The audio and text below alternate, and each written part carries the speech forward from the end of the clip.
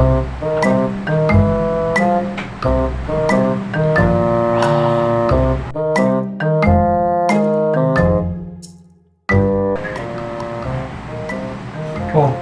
Epeng. Ano? Ayun ko ang laki mo. Higup lang ha.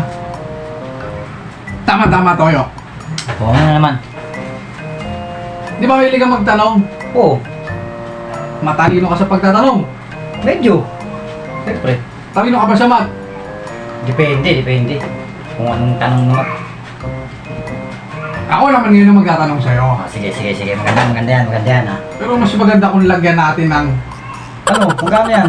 alam mo na, para may thrill. Oh, ha? Ano, mabili ko ng ano to eh. Mamalay mo dumoble. Akin na. Ay, matay na naman tayo ito. Baka madali mo na naman ako nito ah. Ako naman ngayon ang magtatanong Sige. sa'yo. Ano mas mataas? Saan? Multiplication o addition? Malamang, multiplication.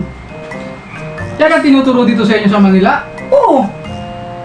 Sa amin sa Kabuyaw, iba. Mas mataas ang addition kesa sa multiplication. Paano nangyari yun? Eh, mas mataas ang multiplication kaysa addition. Yan, tinuturo ng teacher. Iba. Iba nga sa amin. 3 times 3. Oh. 3 times 3, 9. 3 plus 3. 6. Oh. Ano ka, di ba?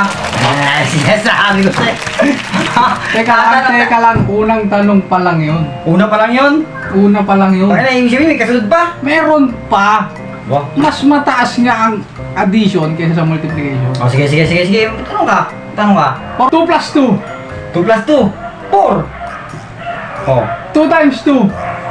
2 times 2. 4. Tabla na sila. Tabla na. Oh, sige. Patas na. Patas na. 1 plus 1. Plus 1, 2. 1 times 1. 1.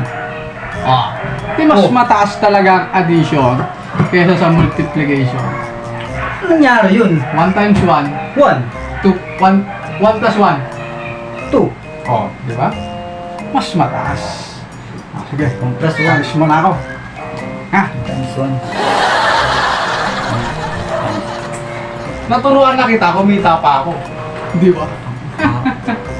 Tama na, parang nadali ako ron ah. 1 times 1. 1.